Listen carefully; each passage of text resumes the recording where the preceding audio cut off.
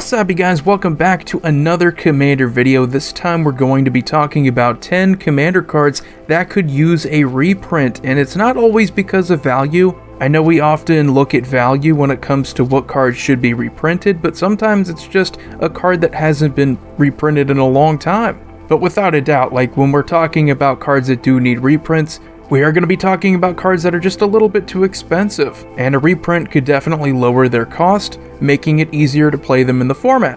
But before I get into the video, I have to remind you that most of you who are watching right now are not actually subscribed to the channel, so please, I would really appreciate it if you hit that subscribe button and the notification bell so you don't miss any future videos. Let's get right on into it.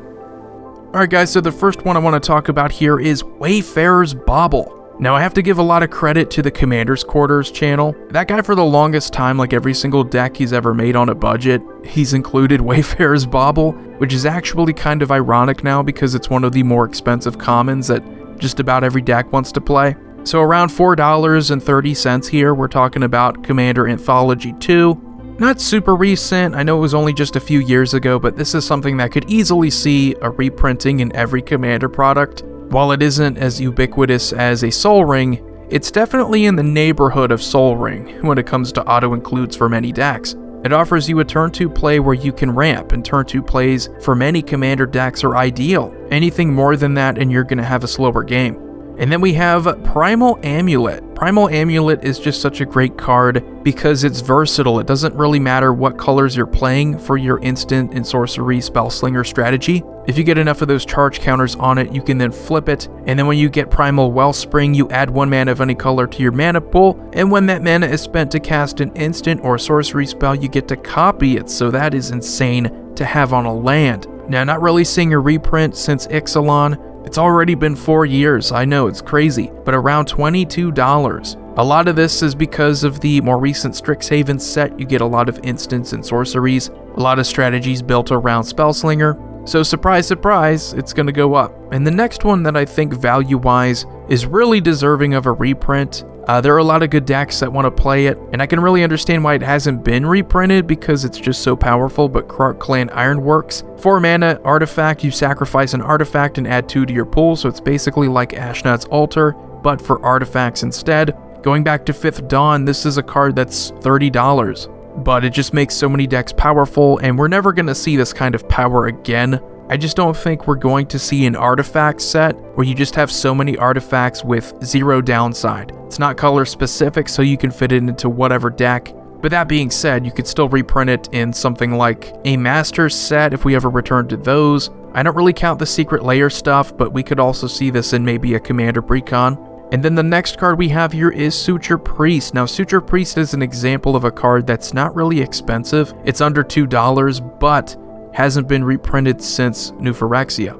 And it's just so good. It's one of the better cards that is this cheap that you might want to pick up before it does get more expensive because it hasn't been reprinted, and I don't know how many people are realizing that, so it might be flying under the radar. But every time you play it, it just dominates the game. Everybody suddenly becomes concerned about losing their life. They become more concerned about how many creatures they're allowed to play. It just really changes the game in a way that very few commons are able to. And then we have Anointed Procession. Anointed Procession did not get a reprint since Amonkhet, and Amonkhet was kind of a weird set for me. But Anointed Procession, like holy cow, this is almost a $40 card, and it's just going to keep going up. Because any kind of ability that can double your tokens, and it doesn't really specify what kind of token, means that you can get twice the tokens off of something like a Smothering Tithe. And just token support, token strategies in general, they're so powerful in Commander, so this is definitely going to get reprinted. It's not really a matter of if, but when. And then the next card we have here is Spellseeker from Battlebond. Pretty much enters the battlefield and you get to search your library for an instant or sorcery card with converted mana cost 2 or less and put it into your hand. A $33 card, and this is easy to understand. It's Battlebond. It's not really a set that a lot of people are looking to get into anymore. But competitive EDH-wise, this is really sought after. I mean, even outside of that, if you can tutor up a counter spell, keep yourself in the game, that's always valuable. You can tutor up a cantrip even. You can tutor up a tutor.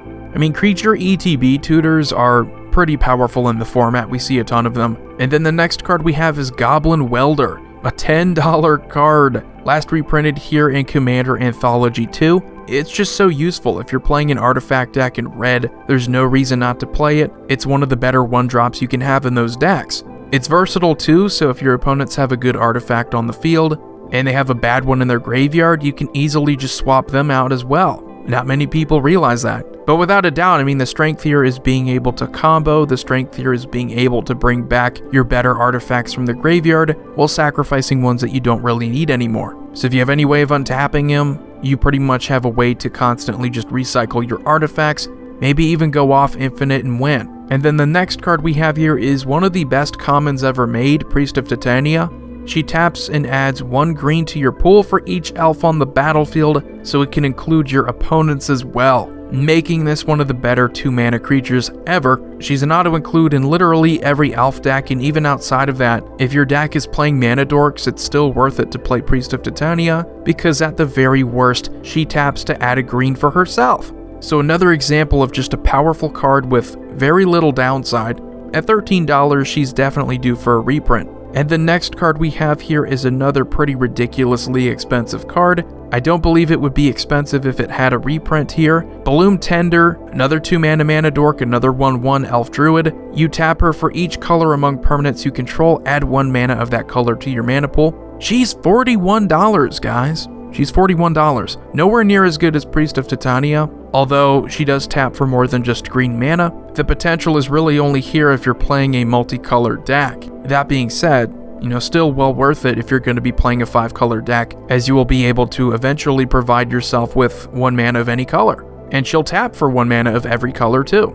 And the last card here is Anguished Unmaking, going back to Shadows over Innistrad. We have an almost $10 card here, but it's one of the better black-white spells ever made. You exile target non-land permanent at instant speed and lose 3 life. So as far as targeted removal goes in Commander, it's well worth losing 3 life to get rid of the best non-land permanent on the field. In addition to that, exiling removal is arguably the best removal in the format, seeing as if you can permanently get rid of one of those cards, one of those non-land permanents, you won't ever have to deal with them again. So anyway guys, that's going to do it for the video. Let me know what you think about these. When we talk about reprinting cards, I know a lot of people complain about the reserve list. They point at cards that are like well above $100. They point at cards that are just always getting reprinted, like Force of Will. For me, I just tend to look at cards that have rarely ever been reprinted, and I think for the most part, with the exception of cards like Goblin Welder and Priest of Titania, most of these cards have never been reprinted more than maybe a couple times. And if they have, I mean, Spellseeker was reprinted as a Judge promo, so that's not really a reprint that counts for circulation. Doesn't really make it easier for people to get that card. So let me know if you have any recommendations here, cards that deserve to be reprinted, and I will try to make another video sometime in the future, maybe next month, and I want to try to use your recommendations for those videos. Also, if you just have any top 10 or any kind of deck tech recommendation, feel free to let me know in the comment section below. So, subscribe, like, comment, share, hit that notification bell so you don't miss any future videos. Void here signing off. Hope to see you all next time.